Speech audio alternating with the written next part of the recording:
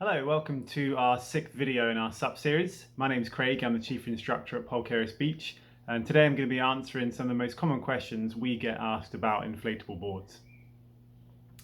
So with the inflatable boards, they do have a number of key benefits that make them hugely popular with individuals and for teaching centres. The main ones being portability, so being able to fit those SUPs in your boot or checking them in at the airport. Storage. Obviously you don't need to find a dedicated space to store your 12-foot board if it can just roll up into a bag.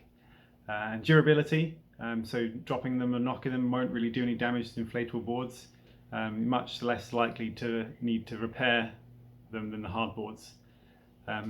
Whilst the hardboards do have a performance edge, usually only a few percent if you're looking into sort of specific events like racing or surfing, due to their sort of stiffness, their freeboard as well, like the depth from the deck to the water, so less wind resistance. So they do have that sort of performance edge if you're looking to get into that. So the first question we've been asked is, how long does it take to inflate the board? So obviously this depends on the size of your board. They can range from sort of a 9.8 up to a 13.2 or probably bigger. So it really does depend on the size and type of board. Obviously to help with this you can use an electric inflator, but I'd recommend either making sure it's got the PSI setting on it so it doesn't overinflate your board, or just use that to start inflating it and use your pump to finish it off to get up to the right PSI. Obviously the amount of PSI that can go into the board can affect how long it will take to inflate.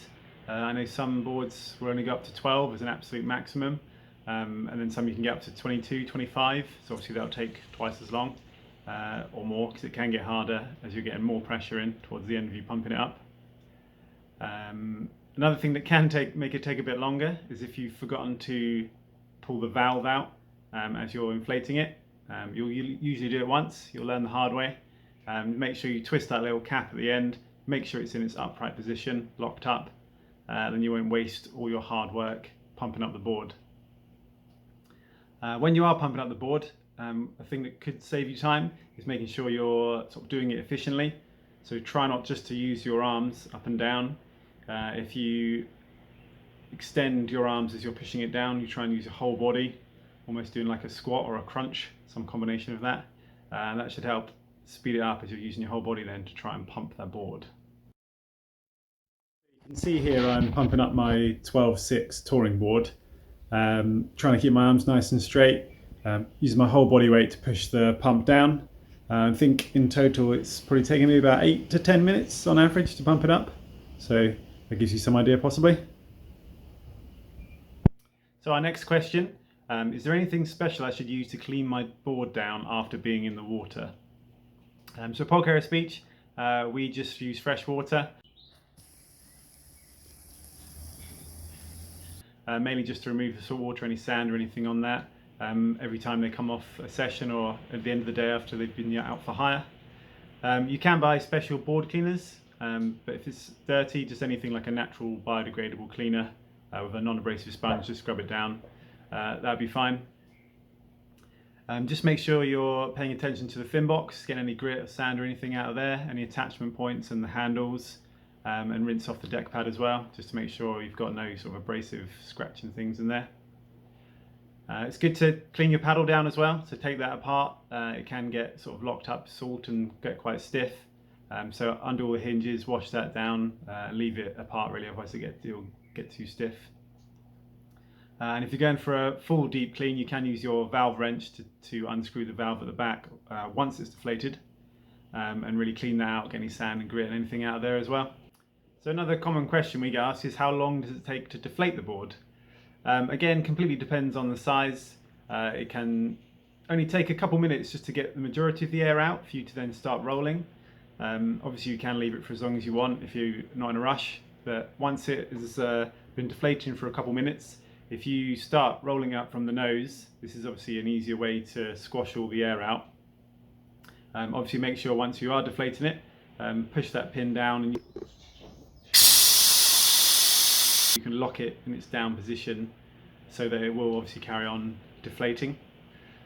Once you have rolled it all the way up, you can then unclick the little valve, make sure it's in its up position, and then it should be ready for the next time you want to inflate it, and you won't have that surprise of it suddenly deflating when you take the pump out. So our fourth question, is it hard to pack an inflatable SUP board away? So as long as you're rolling it up properly, it should be relatively easy to get it back in the bag. You can roll it around the pump as well if you're looking to store the pump in there.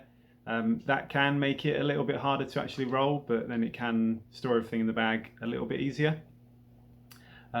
Just make sure you start rolling up the board from the nose. This can obviously help get all the air out, as I said. As you're rolling the board up, try and keep it straight. And the way you can do this is you almost want to sort of push down on the edges as you're rolling and force the board to sort of bend or fold, if you like, and the points you want it to fold. So you're almost sort of punching it into folding for you. So you're rolling that up, trying to keep it nice and straight, keep it nice and tight. And then when you get to the fins, you can just fold them over so you're not trying to roll the fins as well. Our next question asks, what's the best way to store my board over the winter, or how should I just generally store my paddleboard? So if you are storing it for the winter, it's always best to give it a good old deep clean, get any salt water or anything like that off of the board. The main thing really is just to make sure you're not storing it in direct sunlight or leaving it for any long period of time in sunlight, because that can be the most damaging thing to the paddleboards. Make sure you're leaving it in a dry place so no mold or mildew can get to it. You can take the fins off just so they don't all corrode up and make it a bit of an effort to get out the next summer when you're getting back on your board. They can be left inflated or deflated. It's up to you really, however sort of much space you've got to store it. If you are leaving them inflated, I'd recommend just taking a little bit of air out, taking the pressure out. And if you've got the space, you can just leave them loosely rolled up. They don't have to be fully tightly rolled and back in the bag. For some boards, it can be better if they're not sort of folded or wrapped up too tightly and left like that for a long period of time. We'd always leave the leash attached to the handle, and that can just be wrapped up with the board, and that should be fine. Again, as long as you've washed it off, got rid of any grit or sand or anything that might be in there.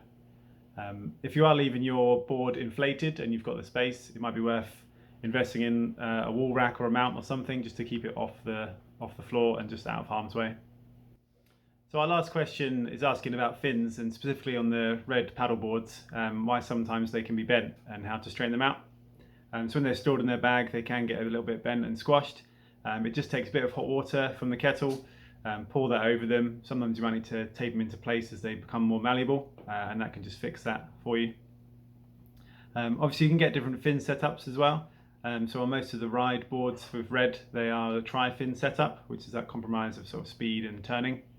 On some boards, a touring board like my one, they'll come with a single fin setup, which can help for going in a straight line and a bit more speed.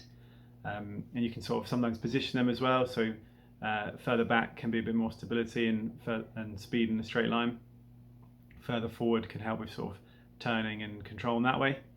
So you might find the surfboards have more tri-fin setups, or sometimes even quad fin, and they just depend on what sort of discipline you're going for really.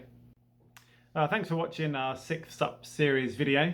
Hopefully that's answered a few of the questions you may be thinking of asking. If not, if you have any other questions, then please comment on the video or feel free to email us, and we'll see if we can answer those ones as well. Thanks very much. See you next time.